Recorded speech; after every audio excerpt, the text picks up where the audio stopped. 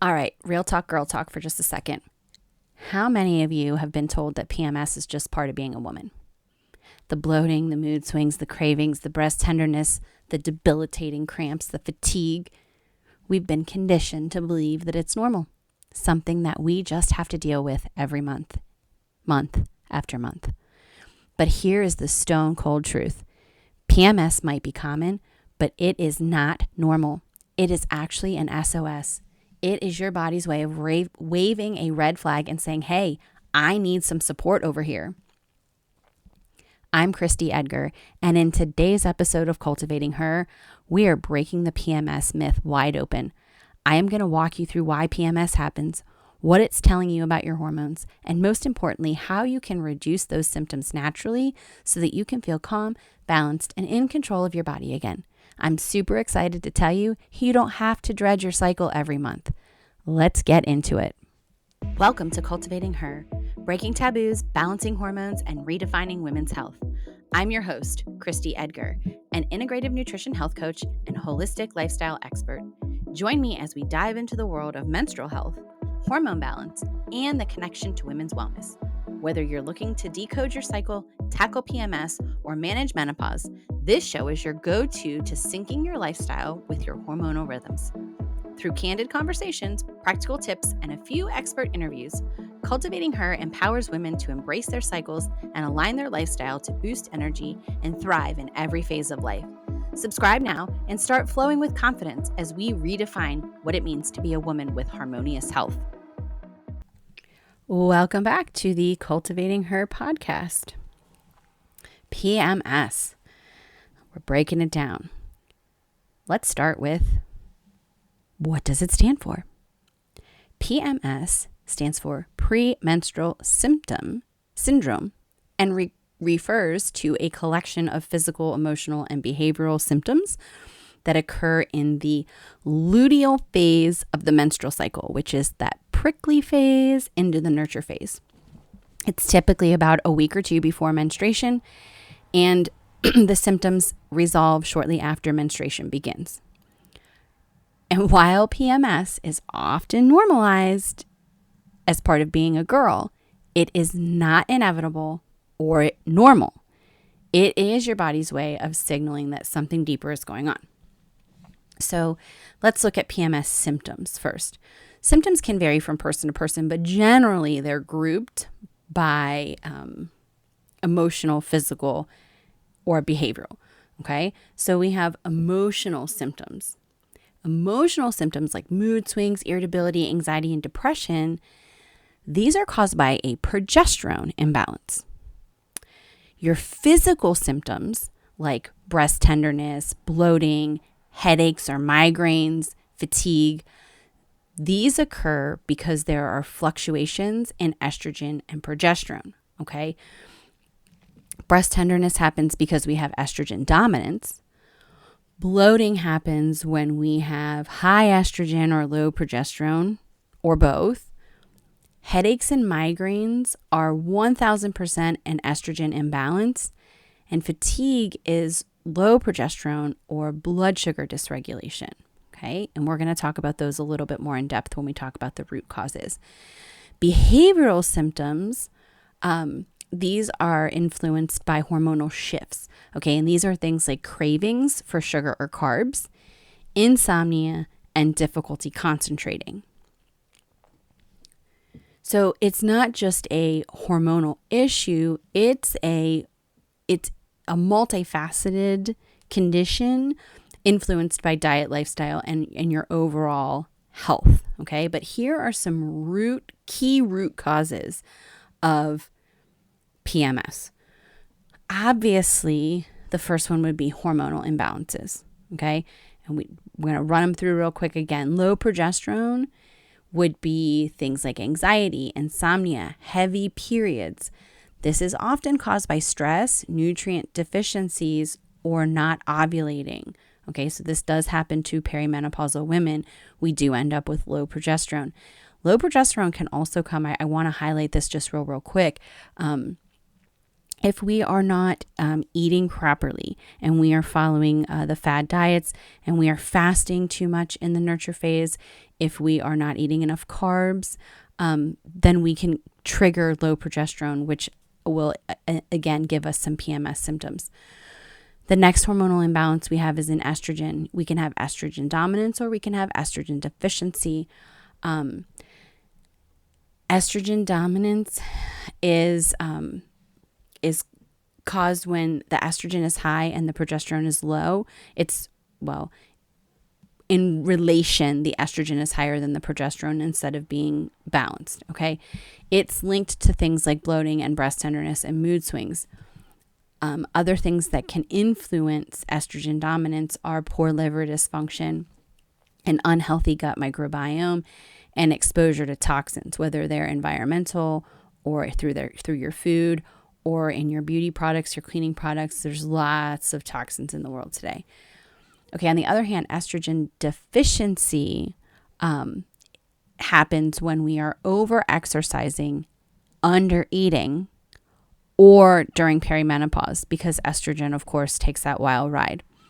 Symptoms of estrogen deficiency would be fatigue, low libido, and vaginal dryness. Low testosterone is often overlooked in the general medical practice. However, in Dr. Mindy's practice, she has said many perimenopausal women have low testosterone because of insulin resistance. So low levels of testosterone will make you tired, you'll have low libido, and you'll have no motivation. This is seen in women who have very high chronic stress, nutrient deficiencies, and who are insulin resistant. Okay.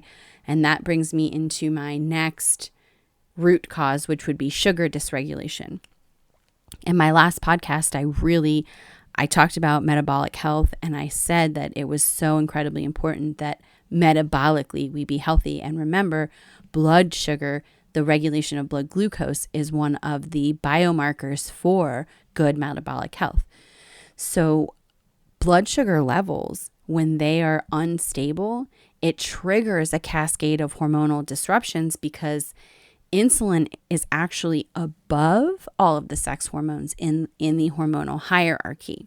Okay, so insulin resistance can worsen estrogen dominance, it can impair progesterone production, and it will make your symptoms worse. Insulin resistance occurs when cells in the body become less responsive to insulin, which is a hormone that regulates blood sugar levels. As a result, your pancreas compensates by producing more insulin, leading to elevated levels in the bloodstream. And this condition not only affects blood sugar control, but also disrupts the delicate balance of hormones because insulin is actually above all of the sex hormones in the hormonal hierarchy. High insulin levels can exacerbate estrogen dominance by increasing the activity of aromatase, which is an enzyme that converts testosterone into estrogen. This imbalance can contribute to symptoms like bloating, mood swings, and heavy periods. Additionally, insulin resistance can impair ovulation, leading to low progesterone levels and exacerbating PMS symptoms such as anxiety, insomnia, and irregular periods. Insulin resistance also influences androgen levels, which testosterone is an androgen, in conditions like PCOS.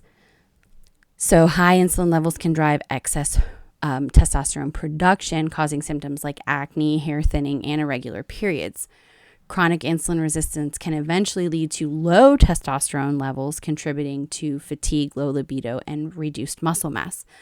Insulin resistance is addressed through diet, exercise, and stress management, and focusing on whole, unprocessed foods, regular physical activity, and mindful practices that can improve your insulin sensitivity, which, of course, helps with your overall hormonal health.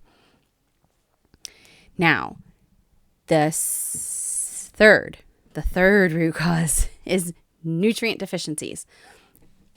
Nutrient deficiencies are caused by not eating the right foods or a poor diet, I guess is a better saying. Your diet sucks. Too much alcohol, too much sugar, poor gut health, and autoimmune dysfunction. Okay? I'm just kidding. Most people don't have a diet that sucks. They try. Okay. But a lot of people do have poor gut health, which if your gut is not healthy, then you are not absorbing nutrients properly like you should. Okay. The key ingredients involved with PMS are magnesium, B6, zinc, and omega-3 fatty acids. Okay. Low magnesium is, if you have low magnesium, the symptom is cramps, worsened cramps. Okay. Low B6 is mood swings. Impaired ovulation and progesterone production is low zinc. Increased inflammation, we're looking at low omega-3s. Okay. The fourth cause of PMS is stress. Chronic stress elevates cortisol levels, which can suppress progesterone production, which we talked about in the last episode. Cortisol and progesterone don't play nice together in the sandbox. This imbalance leads to symptoms like anxiety, insomnia, and irritability. Stress management techniques like meditation, breath work, and adequate sleep are essential for hormonal health. And the fifth and final cause is inflammation. Systemic inflammation exacerbates PMS by interfering with hormonal signals and increasing prostaglandins, which are also responsible for painful cramps. Okay. A diet high in processed food, sugar, and trans fats, which are the omega-6s, can fuel inflammation. Okay. So we need to focus on anti-inflammatory foods like leafy greens and fatty fish and nuts and turmeric and ginger. Okay. So we got 5 root causes of PMS. We have hormonal imbalances, we have blood sugar dysregulation, we have nutrient deficiencies, we have stress, we have inflammation. So how do we deal with these things naturally? So number 1, we balance the blood sugar. Okay. I cannot preach this anymore. You're going to get me on a soapbox every time you see me in person and you ask me to talk about this, because I cannot say enough how important this is to our overall health. Okay. Insulin needs to be getting into the cell without a problem. We need to be mitigating high sugar spikes, especially when we're making estrogen. And we need to stop starting our days with foods that crank our blood sugars through the roof. Okay. If you look at the standard American diet, breakfast in America is donuts, bagels, pancakes, waffles, pastry. I mean, I could go on and on and on. Okay. So here is what happens when we eat those things as our sole breakfast. Our glucose spikes straight up super fast. And as high as it goes is as low as it goes. Okay. It drops quicker than we can actually digest food. So I'll let that sit there for just a second. Okay. So this puts us on a roller coaster all day long. Our sugar's up, it's down, it's up, it's down. Every time the sugar drops, the body's like, we need more food. And we typically don't reach for things that are good for us. We reach for more carbs and sugar. So getting that sugar under control by prioritizing protein, healthy fats, and fiber at every meal. And honest to gosh, if you would just commit to eating a savory breakfast every morning and eliminating that sugar spiking food, you would be doing yourself a huge favor. Okay. Best case scenario, my suggestion, this is what we tell my kids at home, no naked carbs. That means our bagels, our English muffins, our donuts, our waffles and pancakes, they all get served with protein and healthy fat and some fiber. Okay. Number 2, support your hormones with nutrition, which is kind of what I'm telling you to do with balancing your sugar. Dial in your nutrition. Okay. Look at those key nutrients, the magnesium, the B6, the zinc. Okay. Eat things like leafy greens, spinach and kale, almonds, cashews, black beans, dark chocolate. Okay, that's for your magnesium. Your B6, you have poultry, bananas, potatoes, spinach, Okay. And just a side note, B6 supports neurotransmitter function. Okay. Remember, those neurotransmitters are the ones that make us feel happy and stable. Definitely focus on those. Okay. Zinc is found in oysters, beef, pumpkin seeds, chickpeas, cashews. Your omega-3 fatty acids are found in fatty fish like salmon, mackerel, sardines, flaxseed, chia seed, walnuts. Okay. Omega-3s help keep inflammation in check and really support overall hormonal health. Also, with supporting with nutrition, I would highly recommend starting to learn how to use herbs as medicine. Things like turmeric and ginger all are really great things for our body, and they occur naturally. Okay. The third thing that we can do is manage our stress responsibly. Okay. Remember that stress steals from progesterone, the hormone that keeps you balanced and feeling calm. Progesterone, remember, the only neurotransmitter that progesterone stimulates is GABA, but GABA is the calming hormone. So we want to make sure that we're managing our stress levels so that our body is making enough progesterone, which means then we're then making GABA. Okay. We do this by practicing breathing. So lots of breathing techniques, any kind of meditation, and any kind of gentle movement. It could be yoga. It could be walking. Do not underestimate the power of just taking a walk in nature, whether it's in the forest or on the beach. Anywhere like that, being outside is so incredibly powerful. Number 4, optimize sleep. Okay, lack of sleep will worsen your PMS symptoms because it disrupts hormones. Get 7 to 8 hours of sleep every night. Just commit to it. I mean, as a mom of 3 kids, I use the analogy all the time. Our kids were little. They would act all erratic and crazy. They would cry. They couldn't regulate their emotions. And what's the first thing you say to them as a parent? Oh, you must need a nap. Well, some of us adults could probably benefit from a nap. Okay? Sleep is so important and yet so underrated. Get enough of it. And the last one I would say is start to understand your toxic load. So we are living in the most toxic time in human history, and there are so many additives in our food that disrupt the endocrine system, okay? And not just in our food, in plastic, in beauty products, in cleaning supplies. So start learning a little bit about what those endocrine disruptors are, okay? In this country, we allow over 10,000 different additives into our products, okay? In Europe and other developed nations, they only allow 600. That is a vast difference, and our health is proof that we're not doing it right. They are clearly doing better than us where that is concerned. My recommendation to you in that arena would be to download the app called Yucca, Yuka. No, I am not an affiliate. I do not get paid by them. I just happen to love them and think that they are fantastic. You can scan the QR code on your product, and Yucca will tell you all the things that are in it and whether or not they are an endocrine disruptor, whether they might cause cancer. And then it will also tell you alternate things that you can use.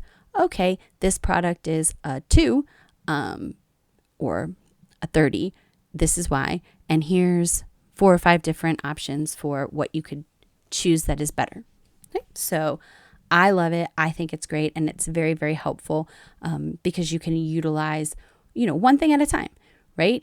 I'm not suggesting anybody just clear out their whole house and throw everything away tomorrow, but start learning, start educating yourself, and one product at a time, shift over to things that are a little less toxic. The other big thing that I would say, which is not a way to deal with PMS, but yeah, I guess it is a way to deal with it, is just to shift your mindset and listen to your body, right? Reframe the symptoms as a message, not as a burden. Your body's not broken. It's speaking to you, okay? Don't feel bad. Now you know, now you do better, right? When you support the body with the right tools, it will thank you. And by thanking you, I mean you will not have bloating. You will not have painful periods. You will not have super heavy bleeding. Okay? It just won't happen because when your hormones are all level and your body's happy, it will reward you. In the last episode, I suggested that you all start tracking your cycle through a cycle tracker and maybe using a journal so that you could start identifying some patterns. This week, I'm going to say, take one of those tips and try to implement it. Okay. So whichever one fits you best, commit to, hey, you know what? I'm going to give this a shot. I'm going to see if this crazy period talking girl is telling me the truth. Okay. That PMS is not something we should ignore or to mask with medication. It's your body's way of communicating. Okay. And by addressing the root causes, balancing blood sugar, replenishing nutrients, managing stress, reducing inflammation, and optimizing hormonal health, you can alleviate PMS and improve your overall health. Okay. Instead of viewing PMS as an inevitable part of being a girl, see it as a powerful indicator of how you can hack your health. Because when you listen to your body and take steps to improve it, you're not just improving your menstrual cycle, you're cultivating vitality and balance in every other aspect of your health. I mean, I haven't even touched on mental health yet. Wait till you hear that. That's going to blow your mind, literally. So here's your challenge for this week. Pick one tip that I shared today. Maybe it's balancing your blood sugar with, no carbs in the morning. Maybe it's managing stress, or maybe it's adding more magnesium-rich foods. Okay? Small changes add up. Pick one thing and do it. Commit to it. Now, if you loved today's episode, it would mean the world to me if you would leave a review, share it with a friend who needs to hear this, or tag me on social media and let me know which tip you're going to try first. Do not forget to tune in next time as we dive into all the important hormones. Get a master's in the hormonal hierarchy on episode 4. Do not miss out. Until then, I am Christy Edgar, and this is Cultivating Her. Take care of yourself, be kind, be well, and cultivate your health. Thank you for joining me on this journey to educate and empower. I hope you found value in what you heard and will come back to listen again. Together, we're going to create a community of women empowered to transform their health. If you're excited to be part of this, please subscribe, leave a review, and share with the other women in your life who need health support tailored to that X chromosome. Until next time, be kind, be well, cultivate your health.